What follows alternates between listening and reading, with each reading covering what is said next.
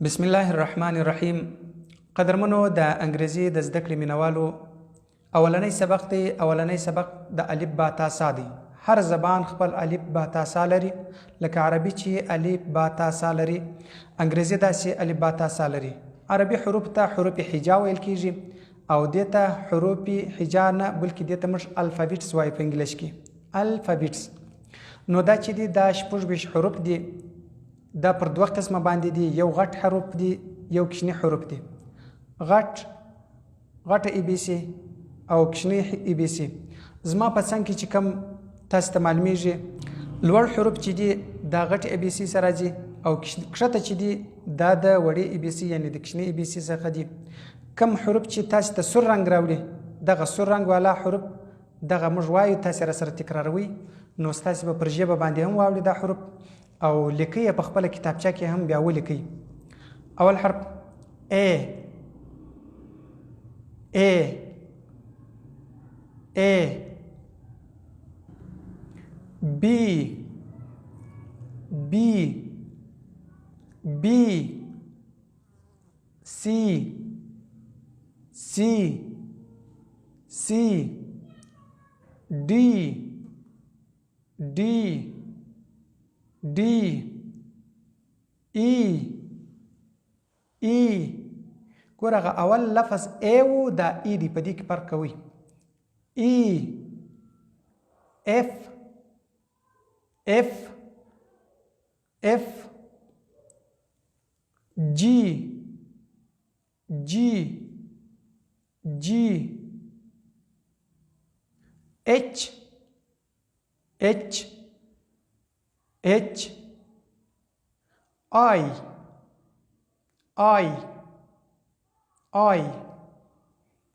J ګوره یو جی دی یو جی دی، په دې کې فرق کوي. J J K K K L L L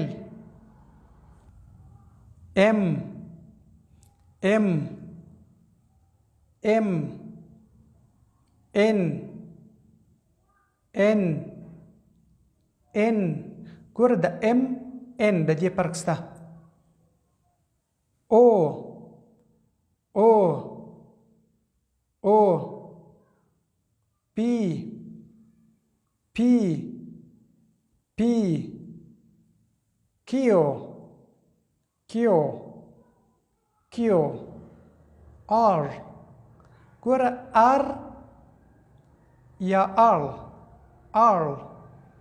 هلته پالته چې بیا تلفظ پکوو په کومو خبرو باندې په بعضې ځایو کې اوس هغه بیا په R باندې اوړي، دلته اوس موږ R وایو.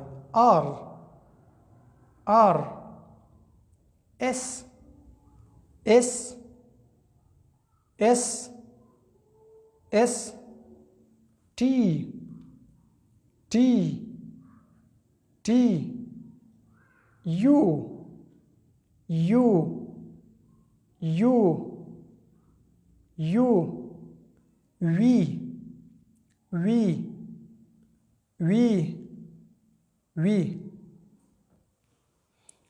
W W X X Y Y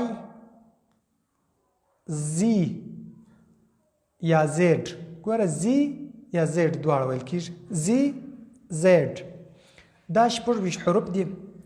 دا چې کوم درته دغه که دا وړای بي سي او غټې بي سي دواړه درته دغه سوله درته ذکر سوه درته وویل سو. تاسې په خپلو کتابچو نوټبوک کتابچه ته په انګلیسي کې نوټبوک ویل کېږي نو تاسې په خپل نوټبوک کې ولیکئ د ځان سره نو یاد یې کړئ چې په یاد باندې دا حروف تاسې ویلی سي. دا بیا خپل قسمونه لري، خپل اوازونه لري، اوازونه هم درته وایم، د ټولو حروف اواز درته وایم. دا بیا ځان ته قسمونه لري چې بیا هغه یو قسم کنسونینټ یو اول دا حروف درته جلا کوو یا سینې واولز دا ټول درته جلا کوو په ډیر اسانه ترتیب باندې. صرف زموږ سبقان تاسې تعقیبوئ، زده کوئ.